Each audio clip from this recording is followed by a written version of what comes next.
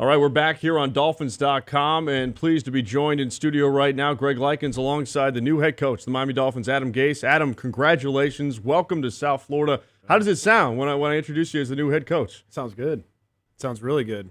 It sounds really warm. So coming from Chicago, it was nice getting off that plane and seeing Mike Tannenbaum greet me and getting everything squared away. What has this process been like for you? I know you interviewed last year as well, but going through some of these interviews and ultimately deciding on the Miami Dolphins. Well, gone through 9 interviews the last 2 years, and that process has been long and some ups and downs and some developmental type things coming from last year, going into this year, moving from one team to another, completely different conference, just different style of what we had to do to try to win football games, and it's been an interesting journey over the last 2 years. What was it about the Miami Dolphins? You mentioned Mike Tannenbaum, Stephen Ross, the members of their search committee. What was it about this organization that you decided this was the right step for you in your career? I think I looked at ownership. I was lucky enough to talk to Mike McCoy, who had been around Mr. Ross quite a bit about 4 years ago. And I remember him at the time talking about him quite a bit. And then every year he would bring him up. He just kept talking about him, and I kept hearing all the great things he would say about him. And when Mike took over down here, obviously when there was a change and things started coming up, I was very interested.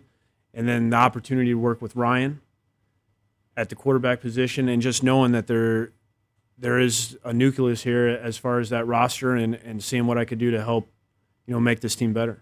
Yeah, you mentioned Ryan Tannehill. I know you made sure in your press conference to let everybody know that you've got a lot of work to do. You're going to determine yourself what the pros and cons are of him as a quarterback. But what are your initial impressions, as I know Dolphins fans assume that you like Ryan Tannehill in taking this job?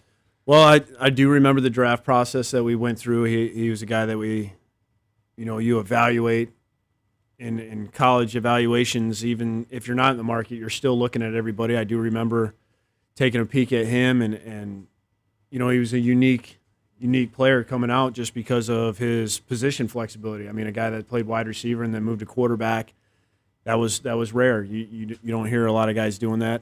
And then, what he's accomplished, he had a lot of improvement from the beginning of his career until I think before this last season. He was on the up, and then last year, it didn't go as smooth as he would have liked it. I'm sure he'd say that. And now it's just, going back to the drawing board, starting over. We all have a fresh start right now. And really what we're going to do is we're going to figure out a way to build our offense around our players and seeing what's best for them. Adam Gase, the new head coach of the Miami Dolphins, nice enough to join us here as he's been introduced as the 12th head coach in franchise history. And they just celebrated the 50th season in franchise history. There's a rich tradition there with an undefeated season. Players like Dan Marino, Larry Zonka, the guys in the Hall of Fame. Don Shula was the coach here. Do you have an appreciation for what's taking place down here? Absolutely. I mean, this is a historic franchise, and this opportunity is rare. Not everybody gets a chance to say they're the head coach of the Miami Dolphins, and for me to get this opportunity, I want to make sure that I do right by Mr. Ross and Mike Tannenbaum and the guys that were part of that search committee, and give them everything I have, put together a great staff, and make sure that the players get everything out of our staff that they're looking for, and trying to make sure that we do a great job of being a competitive team that puts a great product on the field. You mentioned this in your press conference, but what are some of the qualities that you're hoping that people will come away with after they watch your team, and some of the principles that you want to instill for this team and this organization? I always look for myself personally, whether it's coaches, players, guys that work in the front office, you're looking for guys that are passionate, you're looking for that great work ethic, and then you're looking for guys that are unselfish. It's something that's bigger than what you might want to do. You want to do what's best for the team. And if you can put enough people like that within your organization, on your coaching staff, in the locker room, that gives you your best chance for success. All right, as we take a look at the bigger picture here, I know that you got a lot of work to do assembling a coaching staff, but you did say that you will be calling plays for the 2016 season. Why was that important for you? I enjoy it. Yeah. I mean, it's fun to do. It's all the stressful things that you have to do during a week, and to be able to kind of cut loose on Sundays and help your team, put them in a great position. It's a fun chess match to go against a lot of these defensive coordinators. That challenge of, every series of possibly them doing something different. Maybe what we do is a little bit different. Just kind of that battle that goes on, that mental battle, and it's a fun one to be a part of. And I really enjoy it, and I guess I'm just not ready to not call plays anymore. Well, we're looking forward to it. It should be fun. Adam Gase, the new head coach of the Miami Dolphins, joining us here. And we were looking at this process, and we talked to Mike Tannenbaum on Monday before all these interviews took place, and he said one of the key things is going to be moving forward is that he, Chris Greer, and whoever the head coach is, now we know it's you, Adam Gase, really work together, and it's a collaborative process. How important will that be for you? I feel like that was one of the things that drew me here, was seeing how that group interacted, how everybody was really focused on trying to find the right guy for the head coaching position. I felt so comfortable around Chris and Mike. It just was a natural fit for me. I was really excited when they called me.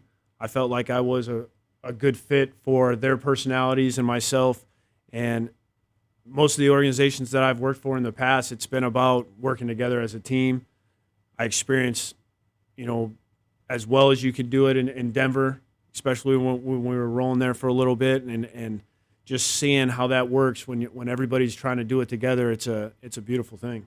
All right, I know some would look, and Stephen Ross addresses the press conference, but your age at 37 years old and say doesn't have head coaching experience before. Well, what do you say to those out there based on your experiences leading up to this if they were to question you about your age and your lack of experience? I always disagree with the experience part, just for the fact that I've been doing this more than half my life. I mean, this is all I know.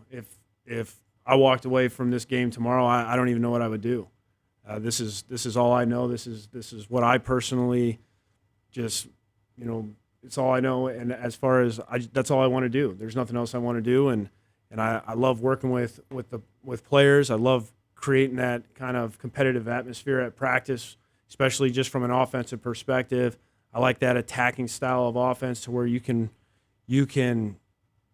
create a little bit of a swagger. And usually that's left for the defensive side of the ball, but I love the guys that I had been around when we created that type of swagger, that they've really enjoyed it and they've really excelled at it. With that being said, is it true that there was a point in your coaching career that you had some second thoughts and weren't sure, that at least early on?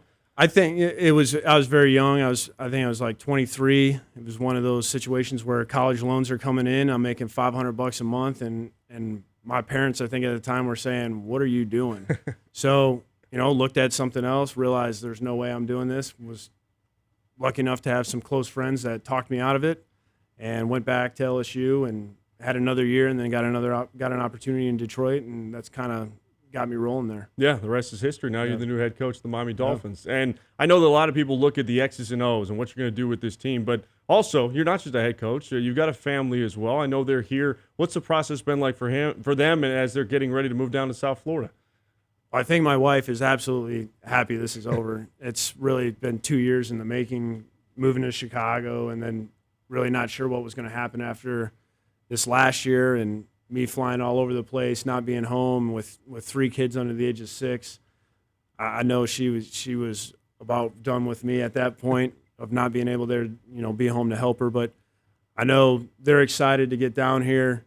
I'm glad. I know she's glad that this has finally, come to a little bit of a closure, and now she's already on me to make sure that we're winning football games. All right. Well, Coach, we wish you the best of luck. Want to congratulate you again. It's an exciting time for the Miami Dolphins. Thanks for joining us, and good luck with everything that transpires here in the coming weeks. I appreciate it. Thank you.